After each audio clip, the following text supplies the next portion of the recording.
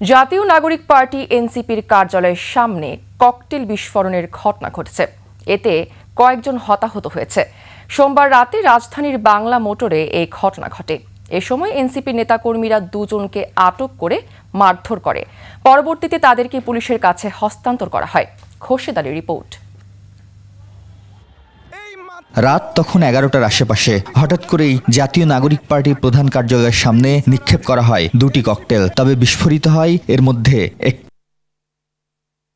বিস্ফোরিত ককটেলে আহত হন এনসিপির এক সদস্য, এক সিএনজি চালক ও এক দোকানি। তো বিকট যখন শব্দ হয়, শব্দ হওয়ার পরপরই দেখি যে আমার এই জায়গায় জ্বলে।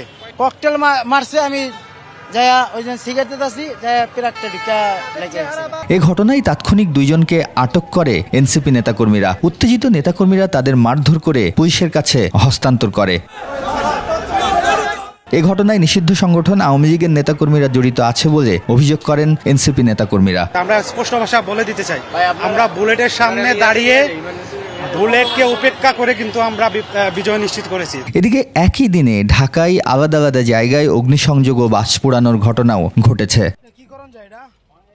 এসব ঘটনায় পুলিশ জানায় যাদের আটক করা হয়েছে তাদের পরিচয় এখনো শনাক্ত করা যায়নি, তবে তদন্ত করে বিস্তারিত জানা যাবে।